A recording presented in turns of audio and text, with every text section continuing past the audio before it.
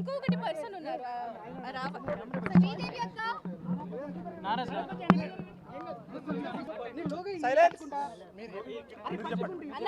అన్న ప్లీజ్ అన్న అంటే అక్కడ మ్యాన్ హ్యాండ్లింగ్ జరగలేదు ఏమీ జరగలేదు అని చెప్పి నిన్న ఒక వీడియో ఫుటేజ్లో జానీ అసిస్టెంట్ కొట్టుకోవడానికి వచ్చారు.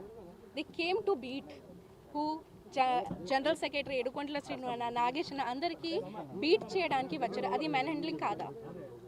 నిన్ననే మీరు చూసారు. ఫస్ట్ ఆఫ్ ఆల్ ఇన్ని సంవత్సరాల నుంచి ఫెడరేషన్ మాతో పాటు ఉంది. అంటే నేనేదో కొత్తగానే వచ్చాను, నాకు అంతా ఏం తెలియదు. బట్ మా సీనియర్స్ అక్క వాళ్ళందరూ చెప్తున్నారు ఏంటంటే ఫెడరేషన్ మాకు ఇన్ని సంవత్సరాల నుంచి ఫెడరేషన్ అపీరెన్స్లోనే ఎలక్షన్స్ జరుగుతున్నాయని ఉంది. సడన్గా వచ్చి లేదు మాకు ఫెడరేషన్ వద్దు, ఫెడరేషన్ ఇది వద్దు అంటే మేము ఎలా ఒప్పుకోవాలి అండి? Federation are like our mother and father. Can we leave our mother and father? ఎలా వదిలేయాలి మదర్ అండ్ ఫాదర్ని? ఇప్పుడు నార్మల్ వేజెస్ ఇంక్రీజ్ అయినప్పుడు అంటే ప్రొటెస్ట్ జరిగినప్పుడు మీరందరు కూడా ఉన్నారు. వేజెస్ ఇంక్రీజ్ అవ్వాలని ప్రొటెస్ట్లో ఎవరు హెల్ప్ చేశారు? మాకు ఫెడరేషనే హెల్ప్ చేశారు. అప్పుడు మన ప్రెసిడెంట్ ఎక్కడున్నారు? మీరు ఎక్కడైనా చూసారా? అప్పుడు లేదు కదా. మాకు వేజెస్ ఇంక్రీజ్ అయినప్పుడు అది అక్కడ హెల్ప్ చేయడానికి వాళ్ళు ఫెడరేషన్. సో మేము ఫెడరేషన్ ఎలా వదిలేయాలి? అండ్ మేము ఏంటంటే వాళ్ళు తప్పు బయట పెట్టాము కాబట్టి రిజైన్ చేశారు. అసలు జనరల్ సెక్రటరీ అండ్ ట్రెజరర్ గురించి నేను మాట్లాడట్లేదు. ఒకవేళ తప్పు చేశారంటే ఖచ్చితంగా పనిష్మెంట్ ఇవ్వాలి. బట్ పాపం ఈసీ మెంబర్స్ తప్పు ఏంటి? ఈసీ మెంబర్స్ తప్పు ఉంటే మీరు తీసేయండి. వీళ్ళు వాళ్ళకి సపోర్ట్ ఎలా చేస్తారు మీరు చెప్పండి? ప్రూఫ్ ఉందా? ఒక నిమిషం అది సుమన్ అన్న అంటే one of the EC member రాజీనామా అన్యాయం జరిగిందని చెప్పడం వల్లనే డబ్బులు ఎక్కువ తిన్నారు అని ఒక నిమిషం డబ్బులు ఎక్కువ తిన్నారంటే ఎవరు డబ్బులు తిన్నారు? సెక్రటరీ అని పేరు చెప్పేసి. సో నేను సెక్రటరీ గురించి మాట్లాడట్లేదు ఇక్కడ. సెక్రటరీ ట్రెజరర్ గురించి తప్పు చేశారు, మీరు పనిష్మెంట్ ఇవ్వండి అని అంటున్నా నేను. ఈసీ మెంబర్స్ కూడా అదే అంటున్నామండి. మాకు కొన్ని కమిటీ మీటింగ్స్ అయ్యాయి. ఆ కమిటీ మీటింగ్ ఫుటేజ్ మీరు చెక్ చేయండి కావాలంటే. ఏ వీడియోలో కూడా ఈసీ మెంబర్స్ కమిటీ వాళ్ళు అన్యాయంగా తిన్న వాళ్ళకి సపోర్ట్ ఎక్కడ చేయలేదు. ఆ ప్రూఫ్స్ కావాలంటే బయట పెట్టమని చెప్పి గత 2 GB నుంచి అడుగుతున్నాం. ఆ ప్రూఫ్స్ బయటకు తీయండి అని చెప్పి. ఇంకొకటి చెప్పాలి ఏంటంటే నేను జనరల్ సెక్రటరీ తప్పు చేశారు, దట్స్ పర్ఫెక్ట్, టోటలీ పర్ఫెక్ట్. కానీ పాత మెటర్స్ ఎప్పుడు ఎందుకు తీస్తున్నారు? అది నా క్వశ్చన్. బయటికి తీయాలి. ఒక నిమిషం ఒక్కటి చెప్పండి. సేమ్ జనరల్ సెక్రటరీ ఎప్పుడే నేను ఒక ఇంటర్వ్యూ చూసి వచ్చాను, జనరల్ సెక్రటరీ ఇచ్చారు. దాంట్లో ఏం చెప్పారంటే ఎలక్షన్ ఉన్నప్పుడు అంటే ప్యానెల్లో మొత్తం హెల్ప్ చేశారు జనరల్ సెక్రటరీ. కేసు జరిగినప్పుడు అవన్నీ దాంట్లో హెల్ప్ చేశారు ఏడుకొండల శ్రీను అన్నాయ్. కానీ నేను ఇంటర్వ్యూలో చూశాను ఏడుకొండల శ్రీను అన్న ఏం మాట్లాడారంటే నార్మల్ నేను బిగ్ బాస్ నుంచి వచ్చిన తర్వాత బీబీ జోడీ గెలిచిన తర్వాత మన అసోసియేషన్ మాస్టర్ కదా నేను, ఒక అసోసియేషన్ మెంబర్ ఉన్నా నేను. సో నాకు కూడా సన్మానం చేయాలని ఒక మాట పెట్టారు ఏడుకొండల శ్రీను అన్న మన జనరల్ సెక్రటరీ. ఆ మాట మీద కక్షపడి అంటే ఆ అమ్మాయి నా మీద కేసు పెట్టింది, సేమ్ ఆ అమ్మాయికి వెళ్ళి మీరు ఎలా హెల్ప్ చేశారు అని ఆ కక్షతో చేశారని జనరల్ సెక్రటరీ ఇంటర్వ్యూలో చెప్తున్నారు. ఈ మాట నాకు ఎప్పుడు తెలుస్తుంది? ఓకే, మీకు సపోర్ట్ చేసి మిమ్మల్ని సన్మానం చేయాలన్నందుకు ఈ మాటకి తర్వాత నుంచి ఇవన్నీ బయట పెట్టారు. దాని ముందు ఎందుకు బయటకు పెట్టలేదు? సృష్టి ఇప్పుడు ఎలక్షన్ లో పాల్గొనడానికి 26 తారీఖు ఎలక్షన్ అంటున్నారు. ఈసారి మీరు పోటీ చేయడానికి ఏమన్నా? ఫస్ట్ ఆఫ్ ఆల్ నాకు రూల్స్ అండ్ రెగ్యులేషన్స్ అంతా యూనియన్ గురించి తెలియదు. సో అవన్నీ నేను మాట్లాడకూడదు. నేను 8 సంవత్సరాల ఎక్స్పీరియన్స్ ఉండాలండి మా దగ్గర. ఏదైనా ఎలక్షన్ పోటీ చేయాలంటే 8 years ఎక్స్పీరియన్స్ ఉండాలి. సో ఏ పోస్ట్ లో పార్టిసిపేట్ చేయాలన్నా 8 years ఎక్స్పీరియన్స్ ఉండాలి ఎవరికైనా సరే. ఇప్పుడు మీరు ఈసీ మెంబర్ అందరు కలిసి ఏం చేయబోతున్నారు? ఇప్పుడు మిమ్మల్ని కాదని చెప్పేసి 26వ తారీఖున మళ్ళీ ఎలక్షన్ పెట్టుతున్నారు. రాజీనామా చేస్తారు. రాజీనామా గురించి రాజీనామా అనేది మేము ఫెడరేషన్ ద్వారా ఎలక్ట్ అయిన వాళ్ళమండి. మేము రాజీనామా అనేది ఫెడరేషన్ వాళ్ళకి ఇచ్చింది మాట వాస్తవమే.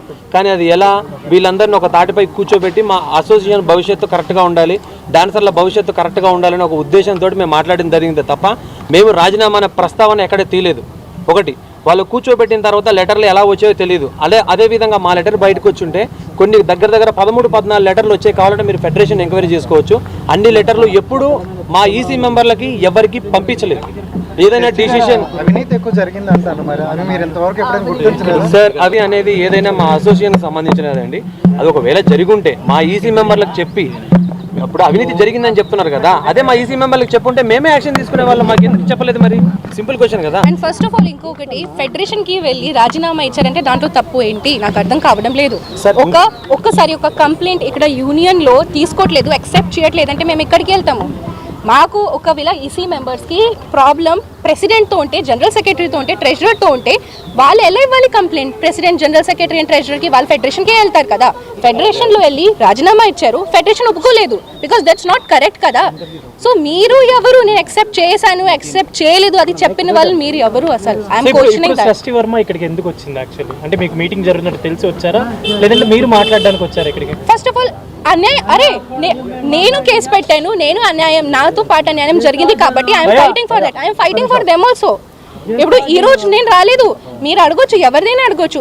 స్టార్టింగ్ నుంచి నేను వస్తున్నాను, మార్నింగ్ 9 నుంచి నైట్ 10 వరకు నేను ఉన్నాను, అందరితో పాటు ఉన్నాను నేను.